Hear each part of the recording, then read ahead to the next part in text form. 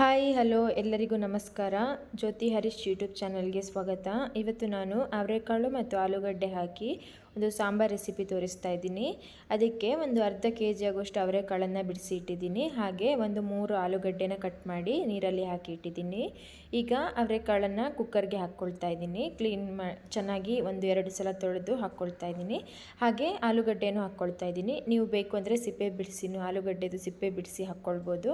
ಈಗ ಅದಕ್ಕೆ 1 ಚಮಚ ಆಗುವಷ್ಟು ಅರಿಶಿನ ಪುಡಿ, 1 ಚಮಚ ಉಪ್ಪು, ಹಾಗೆ 1 ಚಮಚ ಎಣ್ಣೆ, ಅಡುಗೆ ಎಣ್ಣೆ, ಇದಿಷ್ಟನ್ನು ಹಾಕಿ ಮಿಕ್ಸ್ ಮಾಡಿ ಗ್ಯಾಸ್ ಮೇಲೆ ಇಟ್ಟು ಲೋ ಫ್ಲೇಮಲ್ಲಿ ಬೇಯಿಸಬೇಕು. ಇದು ಹಸಿ ವಾಸನೆ ಹೋಗಬೇಕು. ಹಾಗಾಗಿ ಮುಚ್ಚಿಟ್ಟು ಲೋ ಫ್ಲೇಮಲ್ಲಿ ಒಂದು 5 ನಿಮಿಷ ಫ್ರೈ ಮಾಡ್ಕೊಳ್ಳಿ. ಈಗ ಅದಕ್ಕೆ ಮಸಾಲೆಗೆ ಒಂದು ಮಿಕ್ಸಿ ಜಾರ್ಗೆ 1 ಕಪ್ ಆಗುವಷ್ಟು ಕಾಯಿನ ಹಾಕ್ಕೊಂಡಿದ್ದೀನಿ.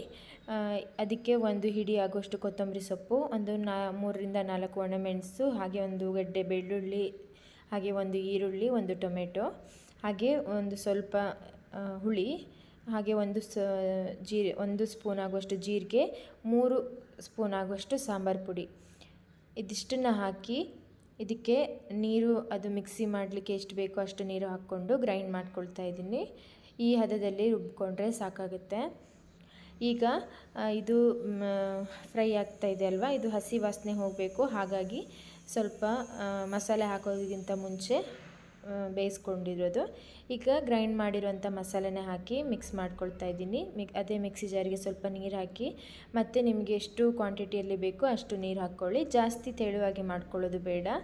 ಹಾಗಾಗಿ ನಾನು ಇಷ್ಟು ಹದದಲ್ಲಿ ಮಾಡಿದ್ದೀನಿ. ಆದರೂ ಇನ್ನೂ ಸ್ವಲ್ಪ ದಪ್ಪ ಅನಿಸಿದೆ, ಅದಕ್ಕೋಸ್ಕರ ಇನ್ನೂ ಸ್ವಲ್ಪ ನೀರು ಆ್ಯಡ್ ಮಾಡ್ಕೊಳ್ತೀನಿ.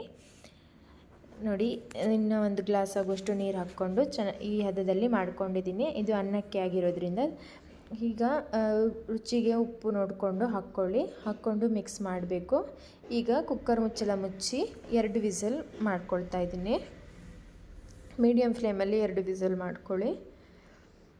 ವಿಸಿಲ್ ಆದ ನಂತರ ಓಪನ್ ಮಾಡ್ಕೊಳ್ತಾ ಇದ್ದೀನಿ. ಈಗ ಸಾರು ಹೀಗೆ ರೆಡಿಯಾಗಿದೆ. ಸ್ವಲ್ಪ ದಪ್ಪನೇ ಆಗಿರುತ್ತೆ, ಅದಕ್ಕೆ ಮುಂಚೆನೇ ಸ್ವಲ್ಪ ನೀರು ನೋಡ್ಕೊಂಡು ಹಾಕ್ಕೊಳ್ಳಿ. ನೋಡಿ, ಇಷ್ಟು ದಪ್ಪ ಆಗಿದೆ.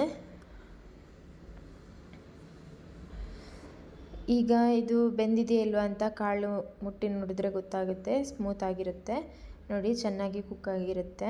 ಆಲೂಗಡ್ಡೆನೂ ನೋಡ್ಕೊಳ್ಬೋದು, ಸಾಫ್ಟ್ ಆಗಿರುತ್ತೆ. ಇವಾಗ ಆಗಿದೆ ಅಂತ ಇದು. ಈಗ ಇದಕ್ಕೆ ಒಗ್ಗರಣೆ ಹಾಕ್ಕೊಳ್ಳೋದಕ್ಕೆ ಒಂದು ಕಡಾಯಿಯಲ್ಲಿ 2 ಚಮಚ ಎಣ್ಣೆ ಹಾಕ್ಕೊಳ್ತಾ ಇದ್ದೀನಿ.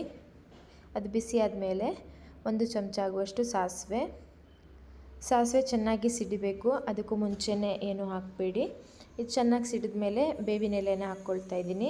ಇವು ಸ್ವಲ್ಪ ಫ್ರೈ ಆದಮೇಲೆ ಒಂದು ಅರ್ಧ ಈರುಳ್ಳಿನ ಕಟ್ ಮಾಡಿ ಹಾಕ್ಕೊಂಡಿದ್ದೀನಿ. ಈರುಳ್ಳಿ ಫ್ರೈ ಮಾಡಿ ಹಾಕೋದ್ರಿಂದ ಸಾಂಬಾರಿಗೆ ಟೇಸ್ಟ್ ಚೆನ್ನಾಗಿ ಬರುತ್ತೆ. ಹಾಗಾಗಿ ಇದನ್ನು ಸಾಫ್ಟ್ ಆಗೋ ತನಕ ಫ್ರೈ ಮಾಡಿಬಿಟ್ಟು ಆನಂತರ ಸಾಂಬಾರಲ್ಲಿ ಹಾಕ್ತಾಯಿದ್ದೀನಿ. ಹಾಕಿಬಿಟ್ಟು ಚೆನ್ನಾಗಿ ಒಂದು ಮಿಕ್ಸ್ ಮಾಡಿ. ಸೂಪರ್ ಆಗಿರುತ್ತೆ ಈ ಸಾಂಬಾರು. ಅನ್ನಕ್ಕೆ ಮಾತ್ರ ತುಂಬ ಚೆನ್ನಾಗಿರುತ್ತೆ. ನೀವು ಒಮ್ಮೆ ಮನೇಲಿ ಟ್ರೈ ಮಾಡಿ ನೋಡಿ. ಹಾಗೆ ನಮ್ಮ ರೆಸಿಪಿ ನಿಮ್ಗೆ ಇಷ್ಟವಾಗಿದ್ದರೆ ಪ್ಲೀಸ್ ನಮ್ಮ ಚಾನಲ್ಗೆ ಸಪೋರ್ಟ್ ಮಾಡಿ, ಸಬ್ಸ್ಕ್ರೈಬ್ ಮಾಡಿ, ಹಾಗೆ ವಿಡಿಯೋವನ್ನು ಕೊನೆ ತನಕ ನೋಡಿ. Thank you for watching friends.